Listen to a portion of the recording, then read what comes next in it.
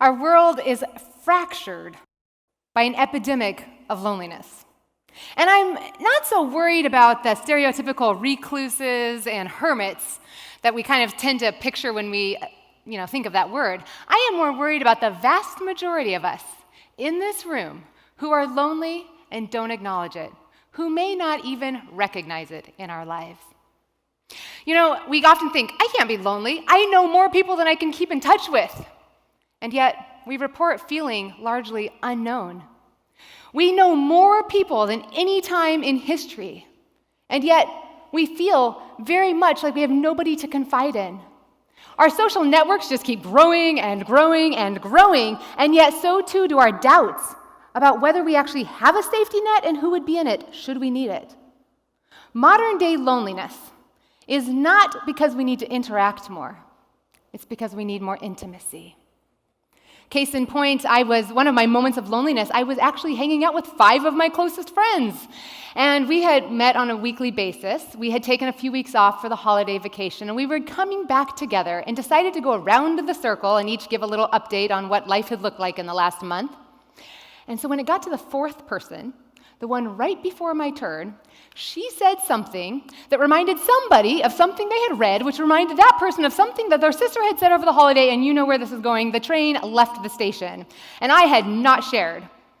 And I remember thinking, any minute now, one of them is going to say, oh, wait, we should get back to the sharing so we can hear about Shasta's holiday. Nope. And then somebody looked at their watch and said, oh, I didn't realize what time it was, I need to go. And I said, oh, they are going to feel so bad when one of them realizes, wait, we haven't heard from Shasta yet. And they, one by one, hugged me, and we all said goodbye, and we left. And I got in my car, and I was driving away from time with friends, and I have this little, I don't know if you have this, I have a 2-year-old bratty voice in my head. She's got pigtails, and she was all huffy and puffy, and was like, I can't believe it. Seriously? You're the one that's facilitating the sharing time, and then they don't even want to hear from you?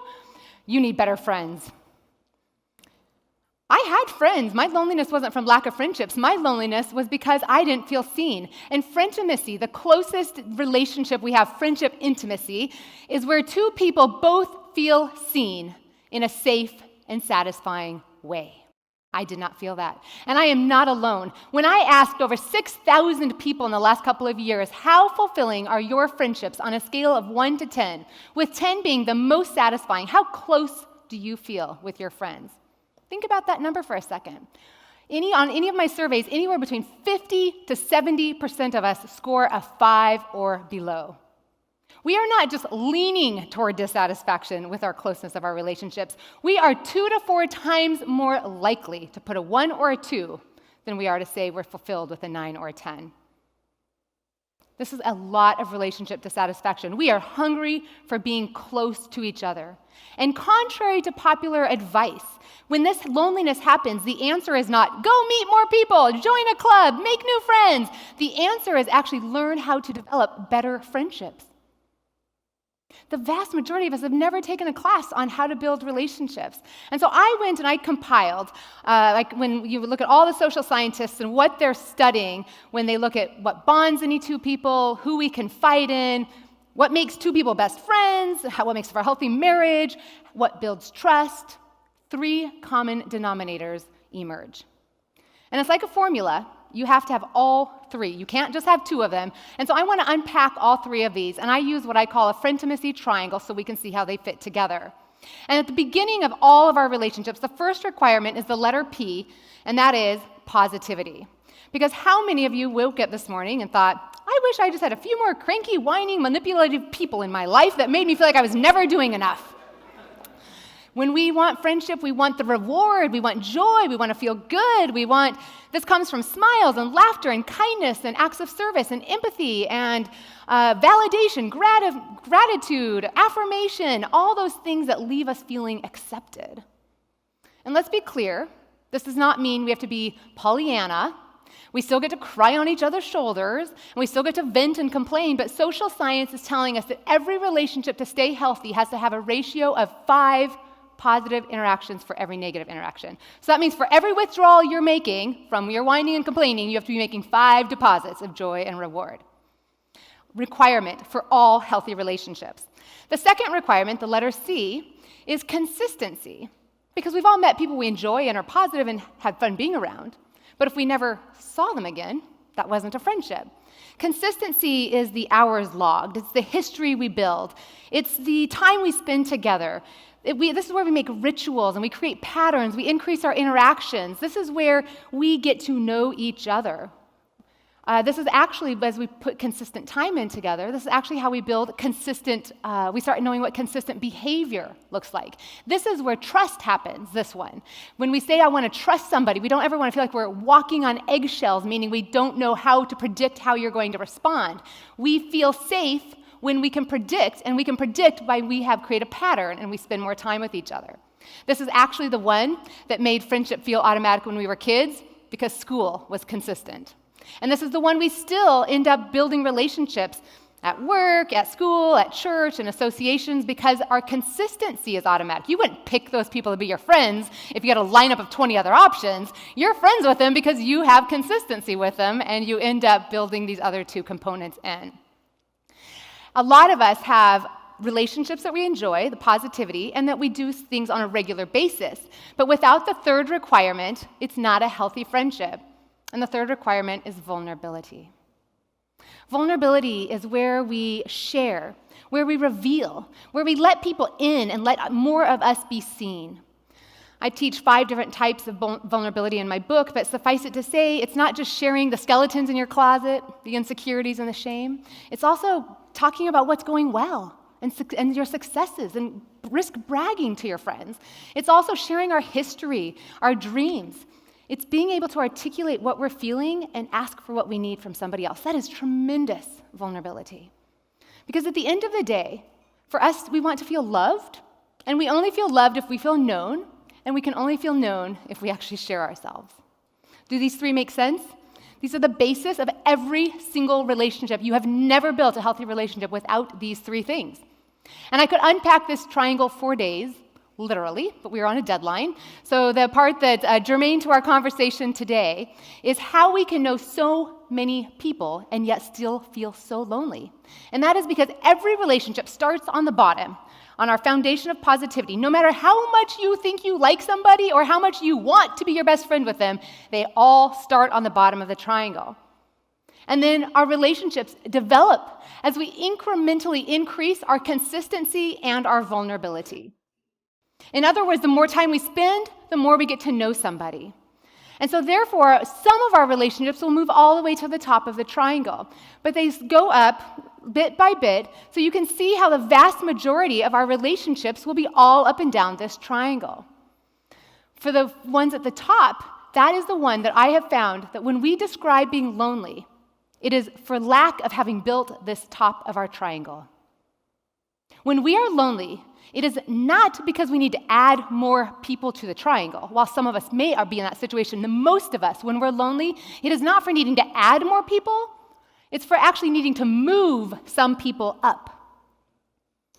Because remember, friendship is not something we discover. So I can't sit there and say, oh, I have an opening at the top of my triangle. Let me put out a little job hiring sign and audition you. And, oh, you have 2 kids. I only have 3. I'm like, oh, da, da, da. And we play all these games. And like, oh, do a little tap dance. Oh, she was funny. I like her. Yeah, we're going to be best friends. We don't get to put people in there based on whether we like them. This triangle is not about how much we like somebody. This triangle is about how much we practice the 3 requirements of friendship with somebody. And the only way we get somebody to the top of this triangle is by developing those relationships, by practicing these 3 things. So that by the time somebody's at the top of the triangle, we have been vulnerable. We have shown ourselves. We have shared our feelings and shared our stories.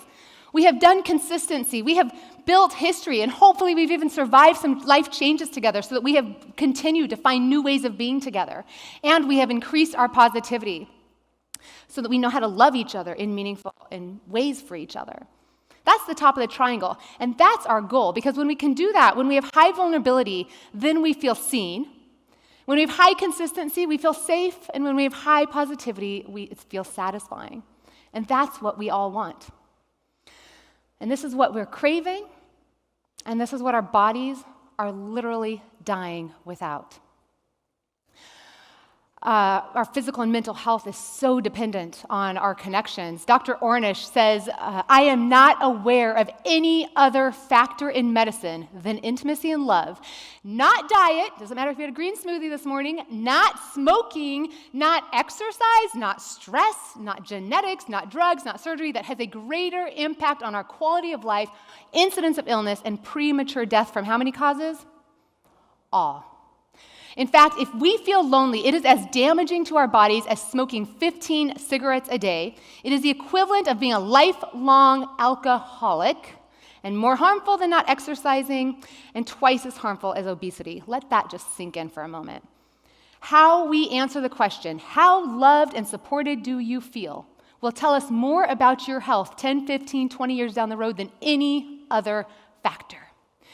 Our former U.S. Surgeon General just came out recently with a statement in the Harvard Business Review. He says loneliness is also associated with a greater risk of cardiovascular disease, dementia, depression, and anxiety.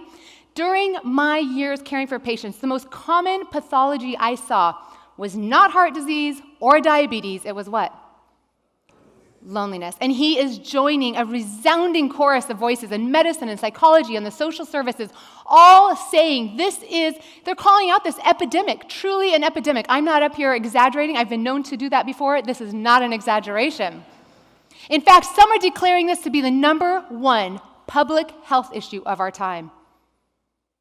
Because when you think about it, it's bad enough to just think about millions of us being lonely, because that not only affects all these millions of individuals not being as happy and as healthy and having as long of lives and feeling as strong of immune systems as they possibly could, but that also means we have millions of people who are not as practiced at these three skills as we would want them to be for solving the problems of our world and dreaming up the solutions we desperately need. I can go down a list, that's a whole nother day. I could go down a list, though, of how every single subject, from addiction, the opposite of addiction is not sobriety, it is connectedness, homelessness, you've got acts of terrorism, almost every single major problem has at its roots lack of relationships. And almost every dream we have and every idea we want to accomplish in the business world, in political world, let's look at politics and religion for one hot second. Here's two entities that both want to be known for bringing people together and creating unity. And they have broken their relationship with the vast majority of our public for lack of vulnerability and positivity. We have now distrust them and have more fear and frustration. Every organization cannot accomplish what it's meant to be doing without knowing how to build the relationships that matter.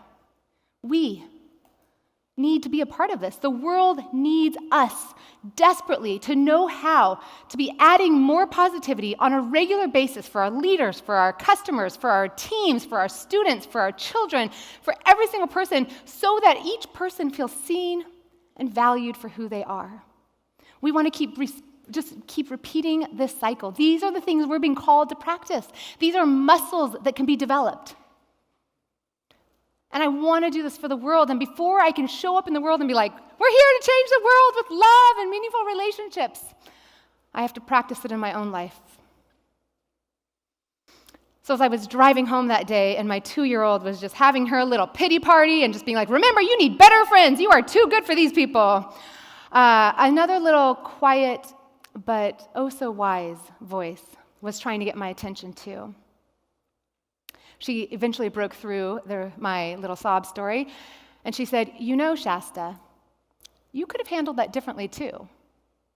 I was like, excuse me? Seriously, you're putting that on me? That is so not my fault. And she goes, we're not talking about fault. We're talking about connection. You could have just as easily said, hey, before we talk about X, I want to make sure I have a chance to tell you about Y. And you know your friends would have leaned in and been like, oh, yes. I mean, it's one thing if they were like, oh, no, we are purposely trying to not have you talk. But they would have jumped in, leaned in, and been present, and then you could be driving home, Shasta, feeling connected instead of licking your imaginary wounds. My friends made a mistake. That happens. That's one act of positivity that didn't feel all that great. But at the end of the day, somebody asking about my life is not one of the 3 requirements of relationship. What is one of the 3 requirements of relationship is both people feeling seen, and I had neglected to share. At the end of the day, that's an act of vulnerability to say, I need to speak up for my needs. But that's a muscle I could have practiced building. I can guarantee you that any relationship in your life that is not fulfilling, it is because at least one of these 3 requirements is lacking. You can look at any relationship in your life and identify, oh yeah, that one, well, we hardly ever see each other. It always feels good when we've got the positivity and but it's because we don't have consistency. Or, oh yeah, and you can kind of quickly start identifying exactly which one of these would make the biggest difference for moving your relationships. Your vast network of so many people, it is not that you are lonely from lack of people. It's you're lonely for intimacy, for frientimacy. And we have the power to move those relationships up. That loneliness is your body saying, I want more connection. And that is one of the most beautiful messages you could ever receive. Why we would feel shame around that is just something I'm trying to change. We should be like, oh wow, that's it. I want more meaningfulness. That's amazing. And I hope today that you now know exactly what 3 things, positivity, consistency, and vulnerability, that you can practice in order to move yourself to greater frientimacy for your sake and for the world.